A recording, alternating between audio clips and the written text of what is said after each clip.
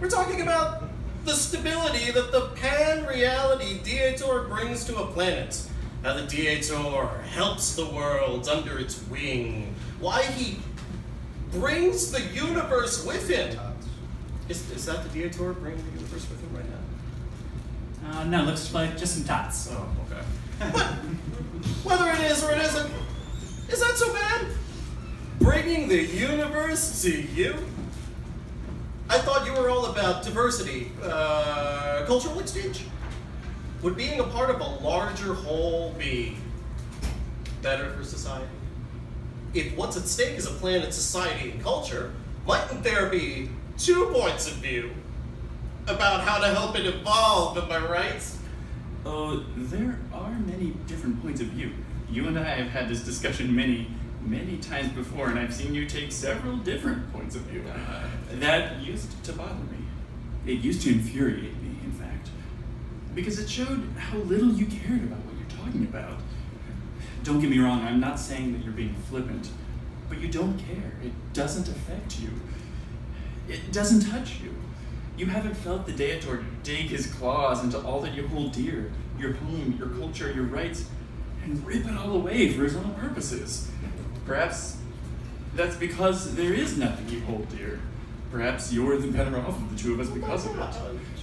There are many different points of view, but I can only see one.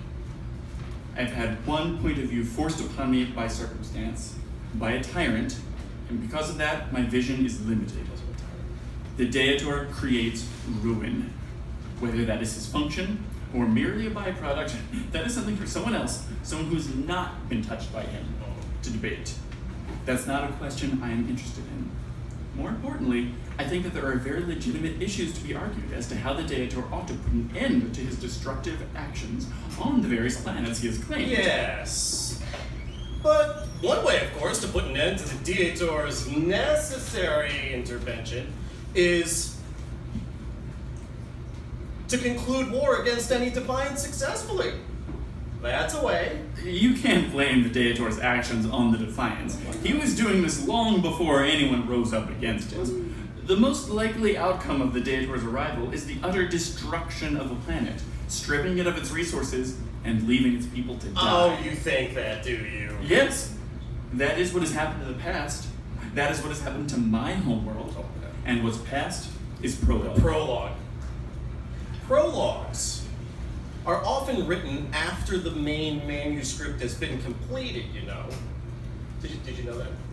I don't think so. History is biased towards those marking it down. Listen, it's not only I, but people with whom I disagree refer to your theological certitudes and your liberal application of them to every subject upon which you touch. So the subject of, are you ready for this? Your own intolerance of other people's points of view.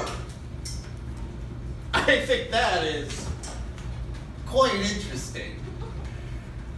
I really don't believe it's fair to say that I'm not willing to tolerate other positions. You said you only had one point of view. You guys remember that, right? You say in your book that war is simply an obscenity, a depraved act by weak and miserable people.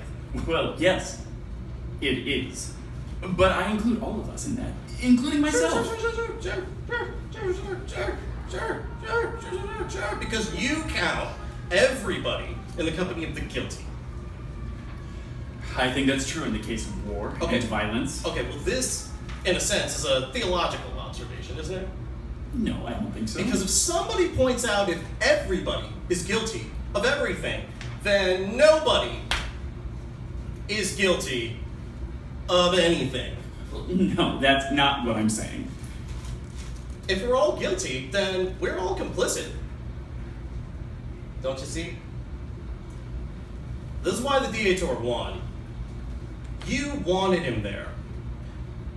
Your lot, okay, is always the first to cry that your rights are being taken away, that authoritarian rulers are somehow antithetical to the way of life.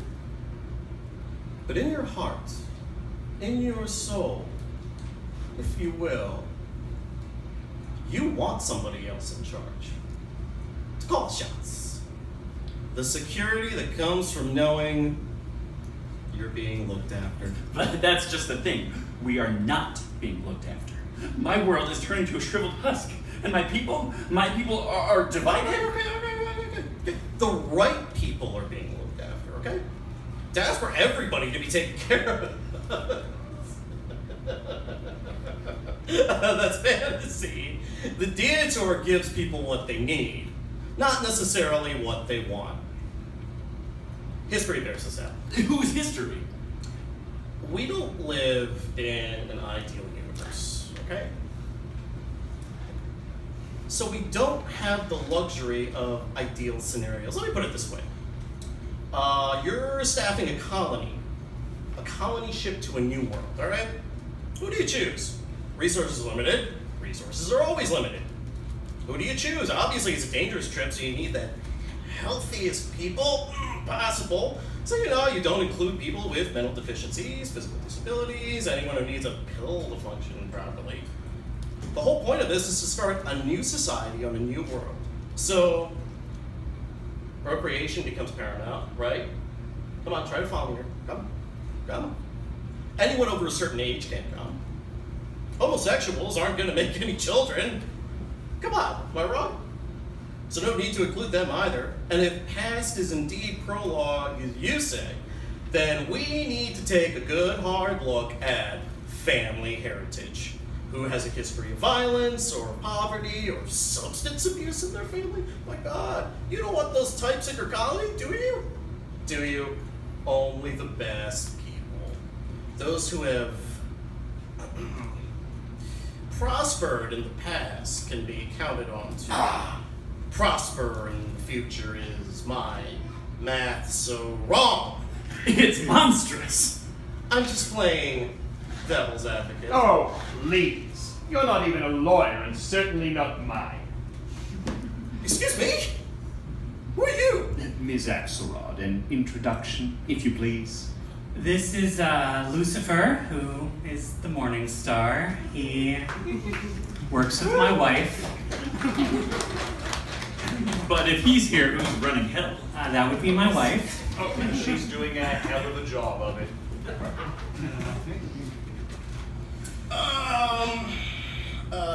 Ms. Axelrod, I don't see what he has to offer this debate. Speak of the devil, and he shall appear, but I'm not really here for the debate. I have concerns, and I was wondering if Curious Georgina here shares them. Concerns. Nothing here seems off to you. Well, I mean, if you're going to be here, you could be a little closer to the microphone. That's a little off. But, Oh! beyond that, Nothing else. how do you mean? Well, you're a woman. Yes. You didn't used to be. Huh. You sure? Quite. Feels right, though. Be that as it may, there's other changes that I find troubling. What's the name of this month? July. No, it's Swarch. I'm pretty sure it's not. That's not so much. Well, this is still Penstown, I take it? No, this is Philadelphia. What?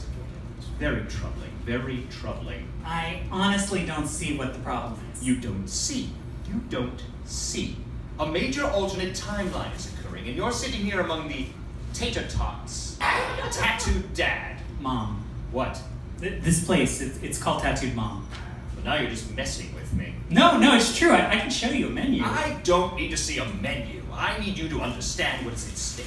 Someone is messing with the timeline for their own ends. It could lead to the destruction of your entire world. Aw, Lucifer. I didn't know you cared. Quite honestly, I don't. But as a metaphysical presence, I understand that my existence is dependent on belief. No believers, and more than I am, will dissipate. Now, as the embodiment of evil, I'm sure I'll pop up in another culture's psychosis at some point, but I won't be this. I won't be me. I won't be Lucifer, who is the morning star, first of the fallen, the Peacock Angel, Lord of Lies, Master. We get it. I'm not sure that you do. I like being me. I like this voice. I like this suit. And I'm not about to toss it all away because you couldn't leave an Aleph well enough alone. Oh, so this is my fault. Don't flatter yourself. You're clearly a cog in someone else's machine. What I don't like is how you're spinning so comfortably. Oh, okay. But who benefits from changing the name of a city or the month of July? Swarch. No. These are side effects of time displacement. Ask not who benefits from these little things, but who is benefiting from reality in general.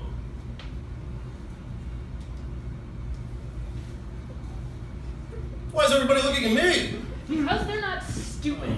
Oh God, she's got a gun!